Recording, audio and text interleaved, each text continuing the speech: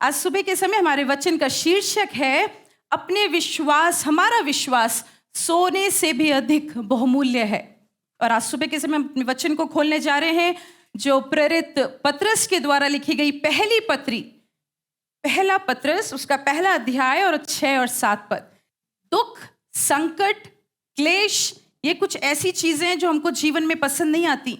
हम उसको अच्छा नहीं मानते, हम उससे दूर रहना चाहते हैं, और अगर वो हमारे पास आती है तो हम उसे स्वीकार नहीं कर पाते हैं। आज सुबह परमेश्वर के वचन में देखते हैं कि परमेश्वर का वचन दुख के बारे में, विश्वास के बारे में हमें क्या बताना चाहता है। पढ़ते हैं 6 और 7 पद।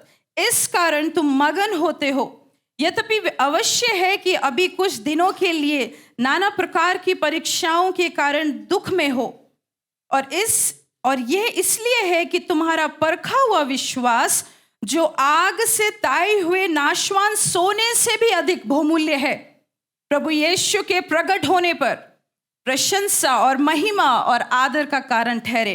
परमेश्वर के वचन के पढ़े और सुने जाने पे आशीष होने पाए। परमेश्वर का वचन हमें कह रहा है कि हमें मगन रहना है, आनंदित होना है। क्या अवश्य है कि अभी हम कुछ समय के लिए परीक्षाओं में पड़े हैं, दुख उठाते हैं कुछ समय के लिए। और दुख, संकट, जैसे मैंने पहले भी बोला, क्लेश, ये ऐसी कुछ चीजें हैं जो हम कोई भी पसंद नहीं करता अपने जीवन में। हम सब इससे दूर रहना चाहते हैं। और ऐसा एक धर्म वैज्ञानिक चीज भी आ गई है जो कहता है कि परमेश्वर भी नहीं चाहता कि हम लोग दुख उठाएं। कोई भी मनुष्य ऐसा नहीं है जो कहना चाहता है कि हम दुख उठाएं, और परमेश्वर खुद नहीं चाहता कि हम दुख उठाएं। कई बार ऐसे लोग होते हैं अपने जीवन में जो अपने आप को हर चीजों से भटका कर रखना चाहते हैं। वो नहीं चाहते कि वो अपने दुख पर ध्यान दें। वो अपने आप को इधर से उधर भटकाते हैं चीजों में, अपने अनुभव में खोए हुए हैं, ताकि वो अपने आप को वो जो दुख, जो संकट, जो पीड़ा से वो होकर गुजर रहे हैं, उससे अपने आप को दूर कर सके। आइए देखते हैं 5 वो ऐसी कौन सी चीजें हैं जो हमारे संकट या हमारी परीक्षाओं के बारे में बताती है। पद 6 यहाँ पर कहता है, जबकि तुम नाना प्रकार की परीक्षाओं के कारण दुख उठाते हो। कौन सी वो नाना प्रकार की परीक्षाएं हैं जिसके कारण हम दुख उठाते हैं, और कैसे वो परीक्षाएं हमारे जीवनों में हमको एक अच्छा मनुष्य बना देती हैं। हमको कैसे वो ऐसे मनुष्य बना देती है जब हम चोखे निकल आते हैं उस परीक्षाओं से गुजर कर। सबसे पहली बात हम देखते हैं कि परीक्षाएं अलग अलग प्रकार की। यहाँ हम देखते हैं नाना प्रकार की। अगर आप अपनी बाइबल में देखेंगे पद 6 यहाँ लिखा है नाना प्रकार की। अंग्रेजी का दूसरा अनुवाद कहता है बहुतायत में या विभिन्न प्रकार की ऐसी वो परीक्षाएं, वो परख जिससे हम होकर गुजरते हैं। जब हम देखते हैं कि जब हम देखेंगे कि वो रंग वाला जो चक्र होता है जिसमें बहुतायत के रंग होते हैं, तो ऐसा कहा जाता है कि एक मानव, एक मनुष्य जो है लगभग 1 करोड़ के रंग को पहचान सकता है। और उस प्रकार की जो परीक्षाएं और परख होती हैं वो भी वैसी ही होती हैं, वो अन्य प्रकार की होती हैं। और यहाँ पे लिखा है नाना प्रकार की, लेकिन दूसरे अनुवाद में लिखा है कि बहुतायत में। गिनती नहीं है कि कितनी परीक्षाओं से हम होकर गुजरते हैं। और इसीलिए बहुत जरूरी है कि हमें ये जानना है कि जो परीक्षाएं हैं वो वास्तविकता हैं। वो कभी कभी बहुत बड़ी होती हैं, कभी वो छोटी होती हैं, कभी वो गहरी होती हैं, तो कभी वो लंबी होती हैं, लेकिन परीक्षाएं होती हैं मनुष्य के जीवन में। और पतरस यहाँ बहुत अच्छे से समझ गया कि मनुष्य कि उसके जीवन के लिए, या उस पद में लिखकर वो ये बताना चाह रहा है, सच में परीक्षाएं हैं। 3 प्रकार की परीक्षाएं हैं जो मनुष्य अपने जीवन में होकर गुजरता है। सबसे पहला शारीरिक परीक्षा, शारीरिक वो परख जिससे परमेश्वर हमारे विश्वास की परख करता है। ऐसी वो परीक्षाएं जिसमें परमेश्वर हमारे विश्वास की परख करता है। और जब हम शारीरिक रूप से होकर गुजरते हैं, सब लोग जानते हैं कैंसर वो एक ऐसी बीमारी है, दिल के रोग वो ऐसी बीमारी है, कई बार दुर्घटनाएं हो जाती हैं लोगों के साथ, कई बार कई बच्चे ऐसे पैदा होते हैं जो विकलांग होते हैं। तो वो वास्तविकताएं हैं, वो ऐसी परख है मनुष्य के जीवन की जिससे मनुष्य होकर गुजरता है। वो शारीरिक एक ऐसी परीक्षा है जिससे मनुष्य होकर गुजरता है। वचन में कई लोग ऐसे हैं, कई चरित्रों को हम पाते हैं जो शारीरिक उत्पीड़न से होकर गुजरे। जब हम बर्तिमाई के बारे में पढ़ते हैं, वो जन्म से अंधा था, उसके लिए शारीरिक दुर्बलता थी। वो स्त्री जिसको 12 वर्ष से लहू बहने का रोग था, वो उसकी शारीरिक दुर्बलता थी। वो उसकी एक परीक्षा का, एक परख का समय था जब परमेश्वर उसकी विश्वास की परख कर रहा था। शिमोन के बारे में हम पढ़ते हैं, वो कोढ़ी था, और वो भी शारीरिक रूप से दुर्बल था। और हम ये जानते हैं जब हम प्रत्येक व्यक्ति, ये एक ऐसी सच्चाई है जो हम सब होकर गुजरते हैं कि हम शरीर में दुर्बल हो जाते हैं, शारीरिक रूप से कमज़ोर हो जाते हैं। और वो वैसी परीक्षा का समय होता है जब हमारे विश्वास की परख की जाती है। वो वैसा समय होता है जहाँ पर हम टूट जाते हैं, चिड़चिड़ा जाते हैं, रोने लगते हैं, अकेले पड़ जाते हैं, आशा खो देते हैं, निराश हो जाते हैं और क्या है, नकारात्मक बातों से भर जाते हैं। और कभी कभी हम ये भी बोलने लगते हैं। पिछले कॉटेज मीटिंग में मेरी एक बहन मुझसे ऐसे कहती है, क्या मैं कभी ठीक हो पाऊंगी सिस्टर? वो सबके सामने ऐसे कह रही थी। तो ये शारीरिक, जब हम परीक्षाओं से और कष्ट से होकर गुजरते हैं तो हम कभी कभी इतनी शंका में पड़ जाते हैं जब हम ये कहने लगते हैं, क्या मैं ठीक हो सकती हूँ? क्या मैं इस शारीरिक दुर्बलता से बाहर निकल सकती हूँ? ये हमारी शारीरिक दुर्बलता है। फिर हम भावनात्मक और मानसिक रूप से भी कई बार परीक्षाओं से होकर गुजरते हैं। वो परीक्षाएं परमेश्वर हमारे विश्वास की परख के लिए देता है। ये बहुत ज़रूरी है कि जब हम मानसिक रूप से, भावनात्मक रूप से कमज़ोर होते हैं, उसी समय हमें ज़रूरी है कि हम परमेश्वर के निकट पाए जाएं। जब हम आत्मिक जीवन में आगे आगे बढ़ रहे होते हैं तो हम ये पाते हैं कि हम ज़्यादा चुनौतियों का सामना करते हैं, ज़्यादा मानसिक तनाव में होते हैं। हम कभी कभी सोचते हैं, हम दाऊद के बारे में जब पढ़ते हैं, हम लोग सब पसंद करते हैं भजन संहिता, और ये मान्यवर और ये श्रीमान दाऊद जो है, हम इसके बारे में पढ़ते हैं, ये भी हमारे साथ दुख सुख, हमारे समान दुख सुख भोगी मनुष्य था। हमारे साथ ही जैसे हम महसूस करते हैं वैसे ही वो भी महसूस करता था। और यहाँ पर हम पढ़ते हैं, एक जगह में वैसे लिखता है, मेरा बिछौना मेरे आंसुओं से भीग गया है, मेरा बिछौना मेरे आंसुओं से भीग गया है। सोचें इस बात को कि वो कैसा दुख, ये कैसी उस वेदना से होकर गुजर रहा है जहां पर वो अपने लिए ऐसा कहता है, मेरा बिछौना, मेरे सोने का स्थान वो भीग चुका है। आराम की जगह नहीं है, कष्ट की जगह है, अच्छा महसूस नहीं करता है। एलीशा के बारे में, जब हम एलिया के बारे में पढ़ते हैं, परमेश्वर का एक महान भविष्यद्वक्ता था, अद्भुत रीति से, सामर्थ्य रूप से परमेश्वर उसे इस्तेमाल करता था। लेकिन जब पहला राजा 19 अध्याय का 4 पद हम पढ़ते हैं तो वहां वो परमेश्वर से प्रार्थना कर रहा है, परमेश्वर तू मेरे जीवन को ले ले, मेरे प्राण को ले ले, ये मेरे लिए काफी है, अब मुझसे सहा नहीं जाता। कई बार हम जब अपने विश्वासी जीवन में आगे बढ़ रहे होते हैं, पीछे से कई ऐसी चीजें होती हैं जो हमें पीछे धकेल रही होती हैं, खींच रही होती हैं। और वो समय होता है जब हम कई बार परमेश्वर से बोलते हैं, परमेश्वर हम हार मान रहे हैं, हम छोड़ रहे हैं, अब हमसे नहीं होता। लेकिन परमेश्वर चाहते हैं उस संकट के समय में, उस कष्ट की अवस्था में हम परमेश्वर की ओर अपना विश्वास रखें और अपना विश्वास खोए ना। और ये वो ऐसा समय है जब परमेश्वर चाहता है कि हम उससे और प्रार्थना करें, उससे मांगे। कई बार हमारे जीवन में ऐसा हुआ है जब हमने अपने समस्याओं में परमेश्वर से ऐसे प्रार्थना करी या उससे ऐसे बोला, बस अब मुझसे ये नहीं होता, तू मुझसे ये दूर कर दे। और आप अभी भी, जब मैं यहाँ खड़ी थी तो मैंने परमेश्वर ने मुझसे, जब मैं यीशु को बता रही थी मेरी ये समस्याएं हैं, तो यीशु ने मुझसे तुरंत बोला, ये तेरी ही नहीं है, मैं भी इससे होकर गुजरा हूँ। ये मेरे भी मानसिक तनाव था, वो भी मानसिक रूप से परीक्षा से होकर गुजरा। अब सबों को पता है, गतसमनी के उस बगीचे में यीशु ने अपने पिता से बोला, ये कटोरा तू मेरे सामने से हटा दे, उसमें भी मेरी इच्छा नहीं पिता, लेकिन तेरी इच्छा पूरी हो। मानसिक रूप से वो बहुत ही ज्यादा संघर्ष में था, एक परीक्षा का समय था। वैसे ही कई बार हम लोग भी इस परीक्षा के समय से होकर गुजरते हैं, जहां परमेश्वर हमारे विश्वास की परख करता है कि हमारा विश्वास उसमें कितना बहुमूल्य है, हम कितना ज्यादा अपने विश्वास में खड़े हो पाते हैं। एक व्यक्ति है, एक प्रभु के दास है जिनका नाम स्टैनली जोन्स है। उन्होंने एक दास के बारे में ऐसा बताया, वो व्यक्ति जो है 10 भाग की श्रृंखला के ऊपर लिख रहे थे कि कैसे हम अपने जीवन में तनाव को रोक सकते हैं या कैसे हम अपने जीवन में तनाव को कम कर सकते हैं। और जब वो उस श्रृंखला को लिख रहे थे, जब वो उसके आखिरी भाग में पहुंचे, पता है आपको क्या हुआ? वो व्यक्ति खुद ही तनाव से होकर गुजरने लगा। आप समझ पा रहे हैं ऐसा क्यों हुआ? क्योंकि वो उतना ज्यादा अपने शारीरिक रूप से अपने आप को इतना ज्यादा थका चुके थे कि उसने उनको मानसिक रूप से कमजोर कर दिया। और वैसे कई बार हमारे साथ भी होता है, हम अपनी शक्ति, अपने बल से ज्यादा काम करते हैं।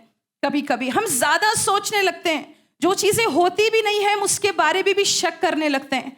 और परमेश्वर हमसे चाहता है कि हम जो है उन परीक्षाओं के समयों में, उस परख, विश्वास की परख के समय में परमेश्वर के सामने दृढ़ता से खड़े रहें, उसकी ओर निहारें। परमेश्वर के अंदर क्षमता है कि वो हमारी शारीरिक जो उत्पीड़न, ये शारीरिक रूप से जब हम एग्जॉस्ट, जब हम बहुत ज़्यादा थक जाते हैं, हम हारने लगते हैं, हम लंबी लंबी सांसें लेने लगते हैं, उस समय परमेश्वर के अंदर वो क्षमता है कि वो हमको उस परिस्थिति से बाहर निकाल के लाए। आमीन। हम विश्वास करते हैं आज सुबह के समय एक और परीक्षा है जो मनुष्य होकर गुजरता है, वो है आत्मिक परीक्षा। और ये एक आत्मिक परीक्षा हम सब विश्वासियों के जीवन में हमको होती है। विशेष करके जो परमेश्वर मसीह का देह है वो इस आत्मिक एक परीक्षा के समय से होकर गुजरता है।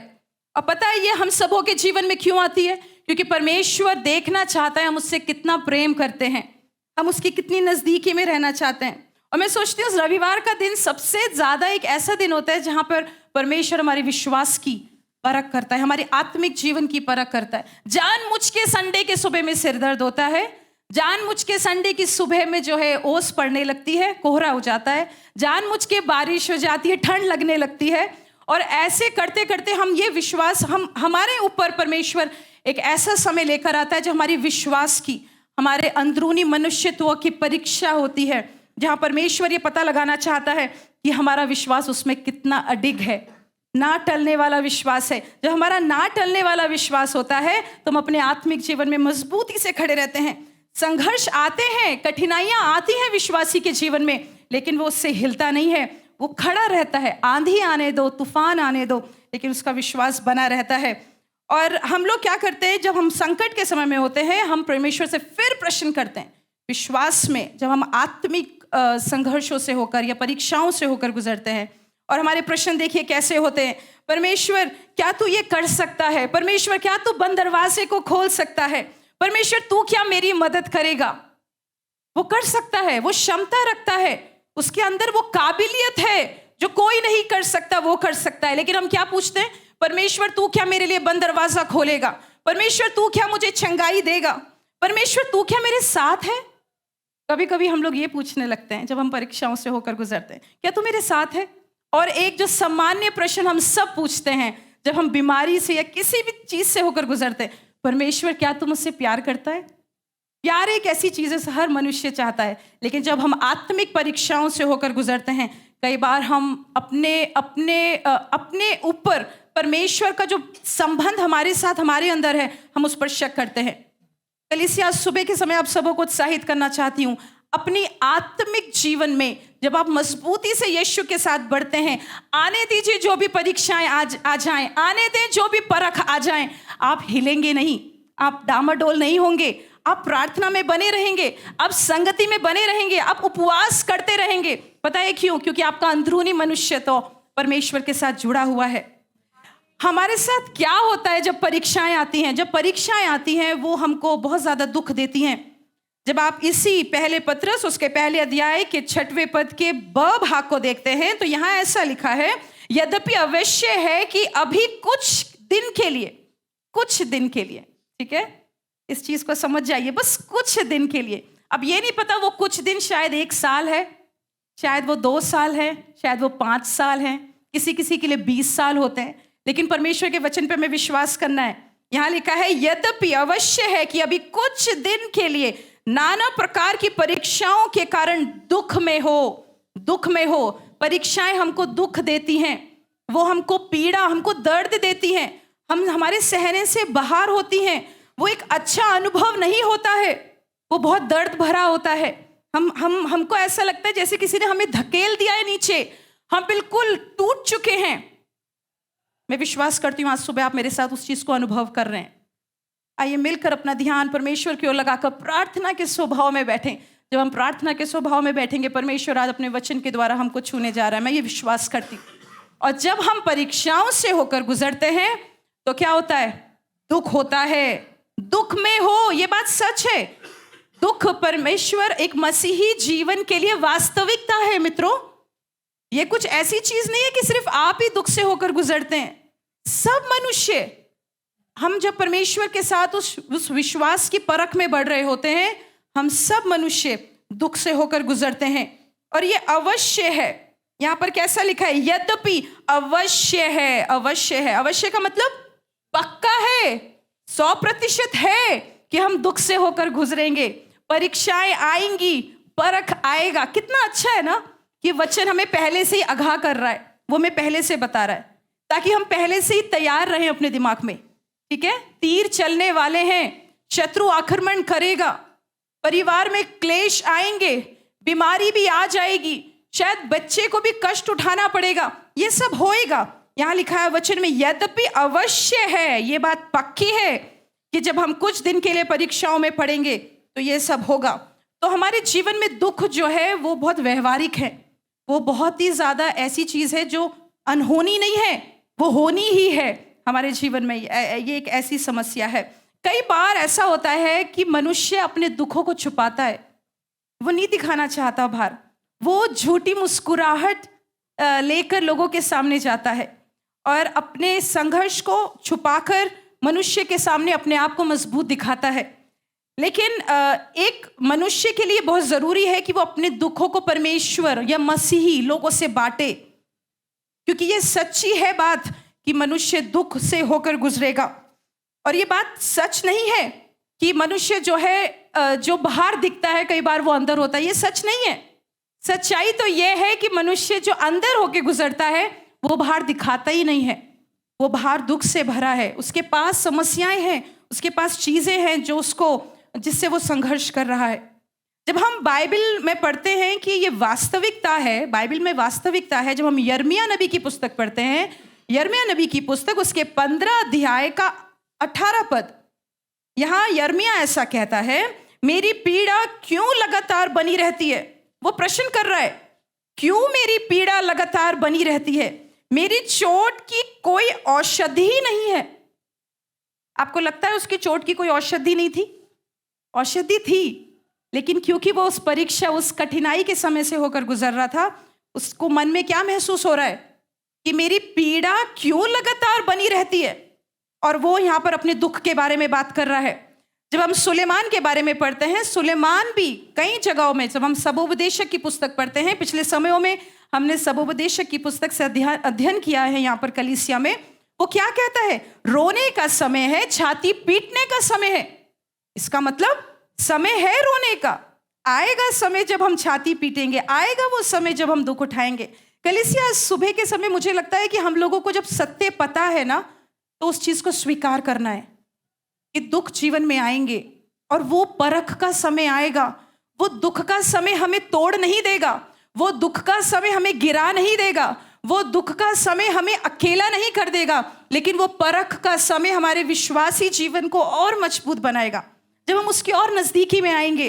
वचन कहता है, टूटा हुआ मन परमेश्वर के योग्य बलिदान है। वो टूटे हुए और पिसे हुए मन को कभी तुच्छ नहीं जानता, वो कभी तुच्छ नहीं जानता। और इसलिए यहाँ पे सुलेमान कहता है, रोने का समय है और छाती पीटने का समय है। इसका मतलब दुख जो है वास्तविकता है। और जब हम दुख से होकर गुजरते हैं, अपने आप को बिल्कुल भी ये ना सोचे वो मैं ही वो व्यक्ति हूं जो गुजर रहा हूं। मेरे साथ हमेशा ऐसा हुआ है, जब भी मैंने बैठकर ऐसा सोचना शुरू कर दिया, मैं ही वो इंसान हूं जिसके साथ ऐसा हो रहा है, मेरे साथ ही ऐसा क्यों, मुझे ही क्यों सुनने को मिलता है।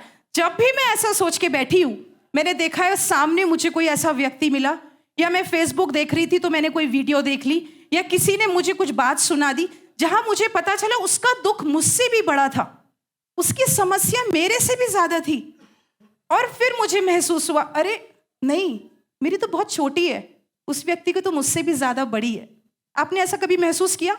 कई लोगों के बारे में जब हम कभी कभी सोचते हैं, मेरे पास तो सिर्फ, अभी मुझे ऐसा स्मरण आता है इसलिए मैं बोलती, मेरे पास तो सिर्फ 2 जोड़ी जूते हैं, मेरे पास इस पूरी सर्दी में सिर्फ मैं 2 ही जोड़ी जूते से कैसे निकालूंगा अपनी सर्दी। फिर मुझे एकदम से स्मरण आता है, उन लोगों का क्या जिनके पैर ही नहीं है, जो चल ही नहीं सकते। हम लोगों को महसूस करना उन बातों के लिए कि परमेश्वर हमारी परख के समय में, जब हम दुख से होकर गुजरते हैं, वो हमारे साथ है और ये वास्तविकता है, वो हमें छोड़ेगा नहीं। आमीन। परीक्षाओं का समय वो समय है जहां वो हमारी सहायता करता है। परीक्षाएं हमारे लिए सहायक का रूप बन सकती हैं। कई बार हमारी जो परख का समय होता है वो हमको और शिक्षित करती है, वो हमको मदद करती है कि हम और भी विश्वास में बढ़े। कई बार हमारी माएँ ऐसा करती हैं, बच्चों को बोलती हैं तुम ये दवाई ले लो, कड़वी तो है लेकिन तुम्हारे लिए अच्छी है। कई बार परख हमारे जीवन में ऐसी ही होती है, वो हमको कड़वी लगती है, हमें अच्छी नहीं लगती, हमें भाती नहीं है, हमको खुशी नहीं देती, लेकिन क्या होता है वो हमारे अच्छे के लिए होती हैं। वो परख का समय हमारे जीवन के लिए अच्छा होता है। पतरस अपनी पत्री में बहुत अच्छे से समझ चुका था कि वो परमेश्वर की इच्छा में होकर जो दुख उठाते हैं वो क्या होता है। आइए मेरे साथ खोले पहला पतरस उसका 3 अध्याय उसका 17 पद। पहला पतरस उसका 3 अध्याय 17 पद, उसके पहले भाग में वो क्या कहता है, क्योंकि यदि परमेश्वर की यही इच्छा हो कि तुम भलाई करने के कारण दुख उठाओ, भलाई करने के कारण दुख उठाओ, इसका मतलब अगर आप अच्छा भी करेंगे तो प्रतिफल की खोज ना करें। अगर आप किसी के लिए भलाई करेंगे तो हमेशा ये मत सोचिए कि आपको सराहा जाएगा, आपको ऊंचा उठाया जाएगा।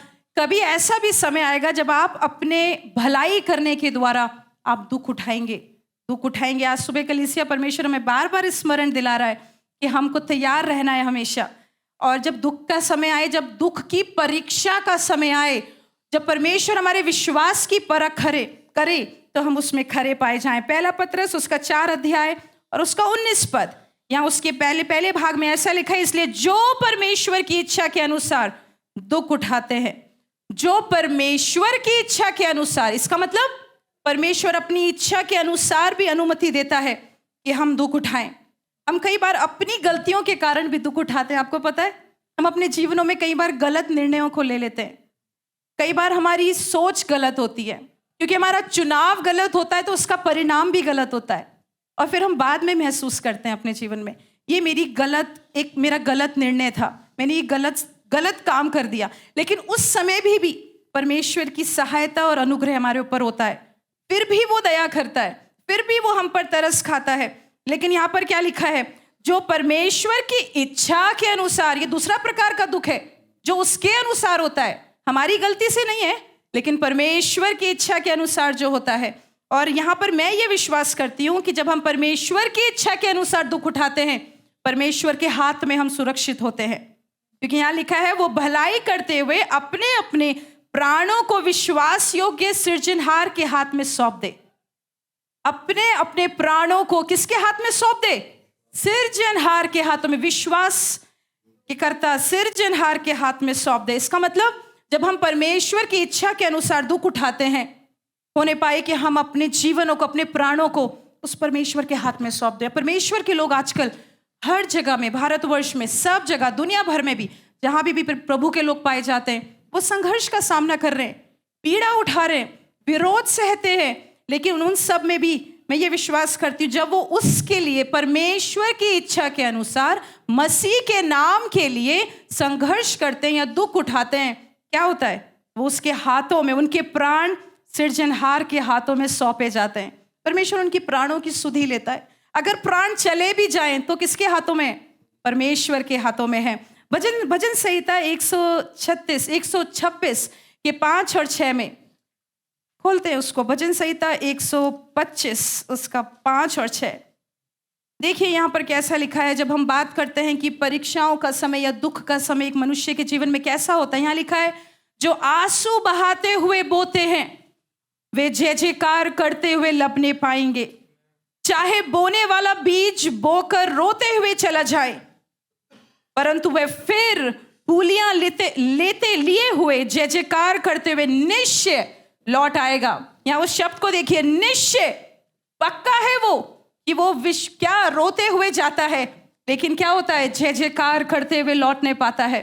तो वो आंसू बहाते हुए बोता है, लेकिन क्या है? जय जयकार करते हुए वो लबने पाता है। इसका मतलब जब हम दुख से होकर गुजरते हैं परमेश्वर की इच्छा के अनुसार, उसकी इच्छा के अनुसार, तो हमारे दुख को परमेश्वर जय जयकार में बदल देता है।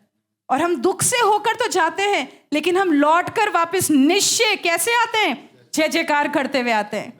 हम लोग हमेशा जय जयकार करेंगे। परमेश्वर के लोगों के घर में, परमेश्वर के भवन में स्तुति की ध्वनि होती रहेगी। भजन संहिता कहता है उसके भवन में, उसके घर में स्तुति की ध्वनि कितना खूबसूरत है, होती ही रहेगी।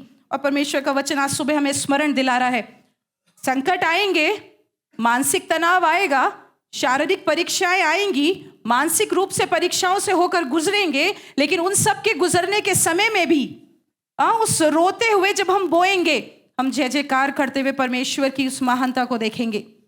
परीक्षाएं हमारे लिए अच्छी होती हैं, परीक्षाएं हमारी सहायता करती हैं। आज सुबह शायद हमको अच्छा लगने लगा है कि परीक्षाएं हमारे लिए अच्छी होती है, क्योंकि मैं आप सबको देख पा रही हूँ, क्योंकि हम समझ पा रहे हैं परमेश्वर का वचन हमें सांत्वना दे रहा है, हमें हियाव दे रहा है कि सच में परख जो है वो हमारे जीवन के लिए अच्छी होती है, वो हमें सुधारती है। परीक्षाएं हमें सुधारती है। भजन संहिता 119, भजन संहिता 119 उसका 67 पद, यहाँ ऐसा लिखा है, उससे पहले कि मैं दुखित हुआ मैं भटकता था, परंतु अब मैं तेरे वचन को मानता हूं। पर मैं अब तेरे वचन को मानता हूं। तो क्या है, परीक्षाएं हमें सुधारती हैं। मानता हूं मतलब मैंने मान लिया है, मैं उसको ओबे करता हूं, मैं उसकी आज्ञा मानता हूं। तो यहाँ लिखा है, पहले तो मैं दुखित होकर भटकता था, पहले मैं परीक्षाओं से होकर गुजरता था, लेकिन अब मैं क्या हूं, परमेश्वर के वचन के द्वारा मैं परमेश्वर के वचन को मानता हूं। इसका मतलब परमेश्वर का वचन हमें सिखाता है, वो हमसे कुछ कहता है और अपेक्षा रखता है कि हम उसके वचन को मान लें, उसके वचन के ऊपर चल लें। तो इसलिए परीक्षाएं हमको सिखाती हैं, वो हमको सुधारती हैं। और इतना ही नहीं, जब वो हमें सुधार रही होती हैं, वो जो सुधारने की जो प्रक्रिया होती है वो बड़ी दर्द भरी होती है।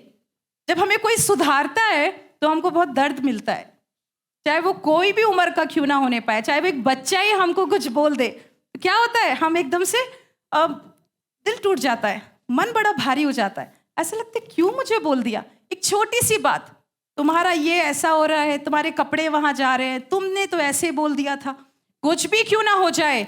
लेकिन जब हमको कोई ठीक करता है, और स्पेशली जब विशेष करके जब जवान लोगों के बारे में बात करो, तो अगर उनको ठीक कर दिया जाए उन्हें अच्छा नहीं लगता। तो क्या होता है, जब हमको ठीक किया जाता है, परमेश्वर का वचन हमें कह रहा है, हम दर्द से होकर, हम अच्छा नहीं लगता, हम दर्द से होकर गुजरते हैं। और जब हमें दर्द होता है तो हम और भी दीन बन जाते हैं। दर्द हमें नम्र दीन बनाता है, पीड़ा हमको दीन बनाती है। और परमेश्वर का वचन हमें सिखाता है कि हमको नम्रता और दीनता में अपने जीवन को जीना है। पौलुस अपने जीवन से कई प्रकार की पीड़ा से होकर गुजरा। जब हम दूसरा कुरिन्थियों उसका 12वां अध्याय पढ़ते हैं, वो कहता है, मेरे शरीर में कांटा सा चुभा है। अब जिसके शरीर में कांटा सा चुभा, उसको दर्द नहीं होगा, अवश्य होगा। जब उसको कांटा सा चुभा है और उसको दर्द हो रहा है, वो उस दर्द को महसूस करते हुए कहता है, मुझे पता है कि मैं किस चीज से होकर गुजर रहा हूं। और वो अपना भरोसा यीशु पर रखता है और कहता है, मुझे कुछ नहीं चाहिए है, उसका अनुग्रह मेरे लिए काफी है, उसका अनुग्रह मेरे लिए काफी है। इसका मतलब जब हम ठीक किए जाते हैं, जब परमेश्वर परिस्थितियों को भेजकर हमें परीक्षाओं में डालता है, फिर वो हमें सिखाता है। और जब वो हमें सिखाता है तो हमको बहुत दर्द होता है, और जब हमें दर्द से होके हम गुजरते हैं तो हम दीन हो जाते हैं, क्योंकि हम खुद की सहायता नहीं कर सकते हैं। जब कोई चीज हमारे जीवन में होती है, ये कोई हमारे जीवन में कुछ चीजें ऐसी होती हैं जो मनुष्य के हाथ में नहीं होती, जो हमारे हाथ में नहीं होती। जब वो हमारे हाथ से बाहर होती है तो क्या होता है, हम अपने आप को दीन कर लेते हैं, हम बोलते हैं अब तो परमेश्वर ही कर सकता है हमारे जीवन के लिए। पौलुस ने अपने जीवन में ऐसा अनुभव किया। परीक्षाएं हमको बल देती हैं, वो हमको शक्ति देती हैं, वो हमको हियाव देती हैं जीवन जीने के लिए। जब हम याकूब की पत्री देखते हैं, याकूब की पत्री उसका 1 अध्याय और 3 पद, याकूब की पत्री उसका 1 अध्याय और 3 पद, यहाँ ऐसा लिखा है, ये जानकर कि तुम्हारे विश्वास के परखे जाने से धीरज उत्पन्न होता है। तुम्हारे विश्वास के परखे जाने से धीरज उत्पन्न होता है। मैं भी बोलती हूँ, तुम्हारे विश्वास के परखे जाने से शक्ति उत्पन्न होती है, बल उत्पन्न होता है, हियाव उत्पन्न होता है, आनंद उत्पन्न होता है, क्योंकि तुम्हारे विश्वास का परखे जाने से तुमने क्या किया है, तुम उसमें बने रहे। परमेश्वर का वचन क्या कहना चाह रहा है यहाँ पर, कि तुम उसमें बने रहे, तुम हारे नहीं, तुमने उस परख की अवस्था में छोड़ नहीं दिया, तुमने शिकायत नहीं करी परमेश्वर को, लेकिन तुम उसमें बने रहे। और क्या हुआ, उससे धीरज उत्पन्न हुआ है। और ये सामर्थ और ये शक्ति जो हमें परमेश्वर के वचन से मिलती है, हमेशा परमेश्वर का वचन और परमेश्वर के वचनों के द्वारा जो हमारा विश्वास बढ़ता है, जो हमारी आशा उत्पन्न होती है, जब हम उसकी संगति में बने रहते हैं, जब हम और प्रार्थना करते हैं, तो जब परीक्षाओं के समय से होकर गुजरते हैं हम और सामर्थ से भर जाते हैं। हम जब परीक्षाओं से होकर गुजरते हैं, जब हमारे जीवन में परख आती है, वो हमको इतना उत्तीर्ण कर देती है कि हम दूसरों के संकट को भी समझने लगते हैं। आप समझ पा रहे हैं? जब हम दूसरे लोगों के दुख को देखते हैं, हम उसको भी समझना शुरू कर देते हैं, क्योंकि जब तक हम खुद नहीं गुजरेंगे हम दूसरे के दर्द को नहीं समझेंगे। पिछले दिनों में आपने देखा होगा, जब सब लोगों को, जिन जिन लोगों को वायरल फीवर हुआ, उन्होंने क्या बोला बुखार होने के समय? मुझको भी हुआ था, 5 दिन तक रहेगा। हाँ, सब डॉक्टर बन गए, सब लोगों को पता चल गया वायरल फीवर 5 दिन तक रहेगा, 5 दिन दवाई खाते रहना, स्टीम जरूर लेना। कैसे पता चल गया सबको? क्योंकि उन्होंने खुद उस चीज को अनुभव किया, उनके परिवार में किसी ने अनुभव किया, इस कारण से वो दूसरों को सलाह देते हैं। वैसे ही होता है, जब हम परीक्षाओं से होकर गुजरते हैं, परीक्षाओं को अपने जीवन में अनुभव करने लगते हैं, उसकी पीड़ा को या उसका जो संघर्ष है उसको समझने लगते हैं, तुरंत ही हम सामने वाले के दर्द को समझ जाते हैं। सामने वाला किस परिस्थिति से होकर गुजर रहा है हम उसे समझ जाते हैं, हम उसकी मदद करने लगते हैं। भाई बहन परेशान मत हो, मैं भी होके गुजरी थी, मैं भी होके गुजरा था, तुम भी पार हो जाओगे, मैं भी पार हो गई। हम ऐसे बोल लेते हैं। क्यों बोल पाते हैं? क्योंकि हम खुद जानते हैं कि हमने उसको खुद अनुभव किया था। 2 कुरिन्थियों उसका 1 अध्याय, आइए मिलकर खोलते हैं। 2 कुरिन्थियों उसका 1 अध्याय उसका 4 पद। यहां देखिए कैसा लिखा है, वो हमारे सब क्लेशों से शांति देता है, ताकि हम उस शांति के कारण जो परमेश्वर हमें देता है उससे भी शांति दे सके जो किसी प्रकार से क्लेश में हो। मैं आपके लिए दोबारा पढ़ना चाहती हूं। वो हमारे सब क्लेशों में शांति देता है, ताकि हम उस शांति के कारण जो परमेश्वर हमें देता है उसे भी शांति दे सके जो किसी प्रकार से क्लेश में है। परमेश्वर का वचन साफ रीति से हमें बता रहा है कि हम लोग क्या कर सकते हैं। जब हम खुद शांति में को अनुभव करते हैं परमेश्वर की, क्लेश के समय में हम क्या करेंगे? दूसरे को शांति पहुंचा सकेंगे। हमारा जो परख होती है, जो हमारी परीक्षा होती है, वो हमारे विश्वास को प्रकट करती है कि हम किस प्रकार का विश्वास रखते हैं। ये मेरा 5वां बिंदु है। मैंने आपको शुरू में बताया था, हम 5 प्रकार की चीजों को देखने जा रहे हैं कि परीक्षाएं हमारे जीवन में क्या करती हैं। और सब चीज जो हमने अभी तक देखी, वो परीक्षाएं हमारे जीवन के लिए अच्छी होती हैं। अभी तक हमने यही देखा। जो अभी तक हम सोचते थे कि परीक्षाएं अच्छी नहीं होती हैं, वो मेरे लिए ही क्यों होती हैं, लेकिन अब हम समझ पा रहे हैं कि परीक्षाएं क्यों हमारे जीवन के लिए परमेश्वर ने रखी है। और हमको वचन के द्वारा पहले से ही आगाह कर दिया है, पहले से ही वार्निंग मिल चुकी है। हमको परमेश्वर का वचन पहले से ही बता रहा है परीक्षाएं आएंगी, दुख अवश्य आएगा। पहले पत्रस में लिखा है दुख अवश्य आएगा। और यहाँ पर हम देखते हैं कि जो हमारी परीक्षाएं और जो परख का समय हमारे जीवन के लिए होता है, वो हमारे विश्वास के बारे में बताता है। फिर एक बार फिर से 1 पत्रस उसका 1 अध्याय 7वां पद खोलेंगे। 1 पत्रस उसका 1 अध्याय 7वां पद। यहाँ देखिए क्या लिखा है, और ये इसीलिए है कि तुम्हारा परखा हुआ विश्वास जो आग से ताए हुए नाशवान सोने से भी कहीं अधिक बहुमूल्य है, यीशु मसीह के प्रकट होने पर प्रशंसा, महिमा और आदर का कारण ठहरे। इसका मतलब हमारे यहाँ पर इस पद में हम क्या देखते हैं? हमारा विश्वास की तुलना सोने से की गई है। और सोना जो हम सबों के लिए, कई लोगों के लिए, कई महिलाओं के लिए सोना जो बहुत बहुमूल्य होता है, यहाँ पर मैं पढ़ रही हूँ, यहाँ लिखा है नाशवान सोना। परमेश्वर का वचन क्या कह रहा है? सोने को नाशवान सोना। जो कभी कहीं खो जाए तो हम लोग क्या होते हैं? परेशान होने लगते हैं। या अगर हमारे पास नहीं होता है तो भी हम परेशान होने लगते हैं कि मेरे पास तो सोना ही नहीं है, उसने तो देखो कैसे पहना है, मेरे पास तो नहीं है, मेरे घर में तो नहीं है। तो क्या लिखा है वचन? आज हमारे लिए परमेश्वर का वचन बता रहा है सोना क्या है? नाशवान है, उसकी कोई कीमत ही नहीं है। और कई लोग सोने के असली और नकली होने को पहचान नहीं पाते हैं। आपने देखा है सड़क के कोने में कई लोग सोना बेच रहे हैं, 10 रुपए में, 50 रुपए में, 100 रुपए में। पता है आप लोगों को? जब उस सोने को आप देखते हैं, क्या आप बता पाते हैं कि वो असली है कि नकली है?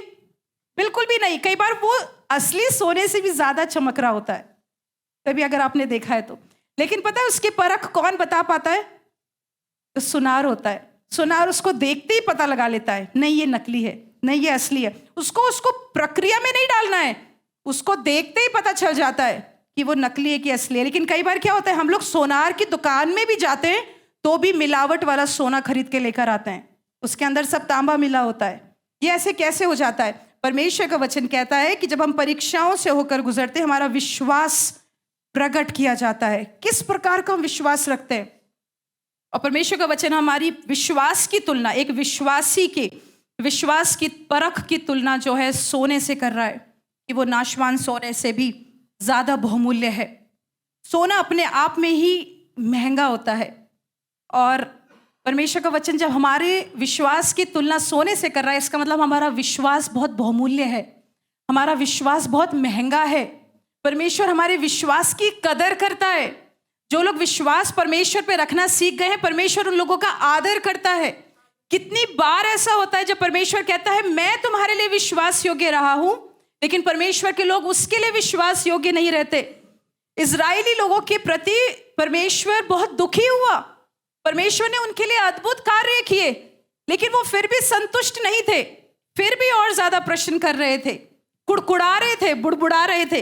ये क्यों हुआ? क्योंकि वो उस उनका विश्वास जो था वो ठोस नहीं था, वो अनमोल नहीं था। जब हमारा विश्वास अनमोल होता है, चाहे कुछ भी क्यों ना आ जाए, हम उसमें बने रहते हैं। हम नकारात्मक बातों से होकर गुजरेंगे, हम असंभव बातों से होकर गुजरेंगे, हम हार से होकर गुजरेंगे, हम बीमारियों से होकर गुजरेंगे, हम संकट से होकर गुजरेंगे, लेकिन हम विश्वास में बने रहेंगे। वो क्यों होगा? क्योंकि हमारा विश्वास क्या है? ताया गया है। यहाँ पे क्या लिखा है? ब भाग में, और आग से ताए हुए नाशवान सोने से भी अधिक।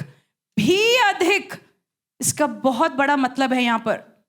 जो ताया हुआ है, सोना सिर्फ सोना नहीं है, लेकिन उसको ताया गया है। वो प्रक्रिया ताए जाने की बहुत कठिन है, आसान नहीं होती। जितना वो ताया जाएगा सोना उतना महंगा होता है। लेकिन क्या है, उस प्रक्रिया से भी अधिक परमेश्वर कह रहा है, परमेश्वर का वचन कह रहा है तुम्हारा विश्वास है। आज सुबह कलीसिया में आप सबों को बोलना चाहती हूँ, आपका विश्वास बहुत बहुमूल्य है। आपका विश्वास की परख परमेश्वर जब करता है तो होने पाए वो सोने से, ताए हुए सोने से भी अधिक बहुमूल्य निकले। आप विश्वास में बने रहें, चाहे कुछ भी क्यों ना आ जाए, क्योंकि परमेश्वर चाहता है कि वो आपके विश्वास को जब परखे तो वो ताए हुए सोने से भी ज्यादा अच्छा हो।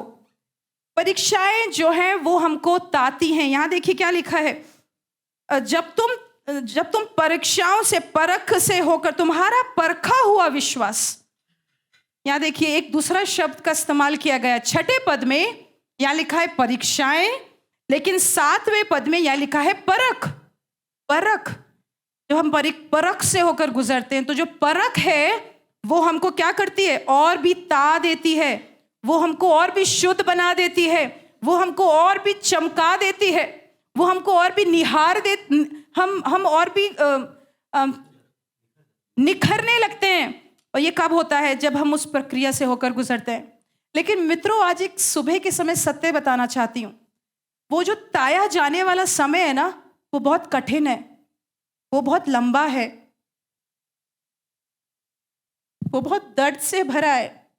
जब सुनार एक चीज को लेता है और उसके बाद वो उसको ताता है, परमेश्वर के लोगों को ये बहुत जरूरी है कि वो समझ जाएं, जब परमेश्वर हमें विपरीत परिस्थितियों से होकर लेकर गुजर रहा है और जब परमेश्वर हमारे विश्वास की परख कर रहा है, वो एक साधारण प्रक्रिया नहीं है। हम ताए जाएंगे, हम आग से होके गुजरेंगे, आग की गर्मी महसूस होगी, दर्द होगा, बहुत कठिन होगा। लेकिन उस सब के बीच में, इस लंबी प्रक्रिया के बीच में, परमेश्वर हमारे परीक्षा के द्वारा, हमारी परख के द्वारा हमारे विश्वास को और ताएगा।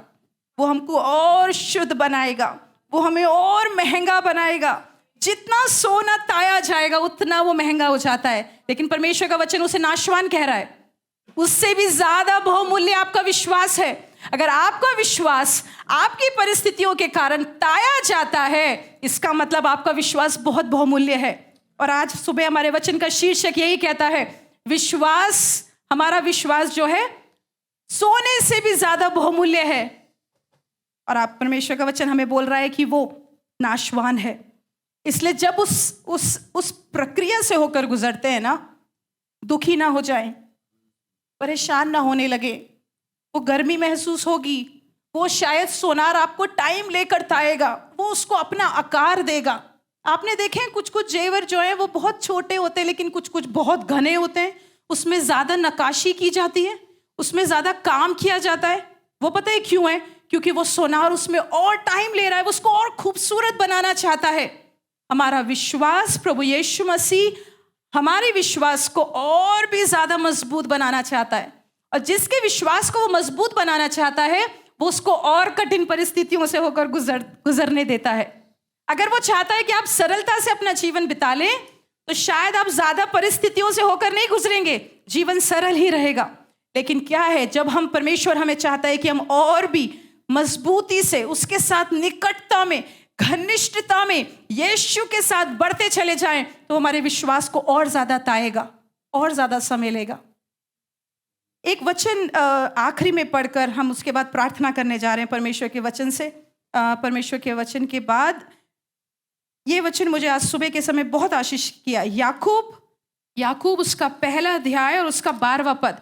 देखिए यहाँ कैसा लिखा है, धन्य है वे मनुष्य जो परीक्षा में स्थिर रहता है, जो ताए जाने के समय में स्थिर रहता है, जो विश्वास की परख के समय में स्थिर रहता है, क्योंकि वो खरा निकलकर जीवन के मुकुट को पाएगा। आमीन। क्योंकि वो उसमें से खरा निकलकर जीवन के मुकुट को पाएगा, जिसकी प्रतिज्ञा प्रभु ने अपने प्रेम करने वालों के लिए की है। आमीन। अगर आप ये विश्वास करते हैं परमेश्वर आपसे प्रेम रखता है, तो वो प्रतिज्ञा वो आपको दे रहा है। आज सुबह वो प्रतिज्ञा वो मुझे दे रहा है। धन्य हो तुम, धन्य है हम, जब हम परीक्षाओं में स्थिर बने रहते हैं, जब हम परख के समय में, उस ताए जाने के समय में स्थिर बने रहते हैं, हम धन्य हैं। क्यों? क्योंकि जब हम उससे निकल कर बाहर आएंगे, हम जीवन का मुकुट पाएंगे। और उसकी प्रतिज्ञा परमेश्वर अपने प्रेम करने वालों के लिए, ये साल हमारे लिए और भी प्रेम करने वाला साल हो, जहां हम परमेश्वर को और प्रेम करें। आइए मिलकर कुछ समय के लिए आंखों को बंद करते हैं, प्रार्थना करते हैं, परमेश्वर को पुकारते हैं, परमेश्वर से बोलते हैं, प्रभु सरल नहीं है परख का समय, वो ताए जाने वाला समय आसान नहीं है मेरे जीवन के लिए, बहुत कष्ट है, वो आग की गर्मी बर्दाश्त नहीं होती।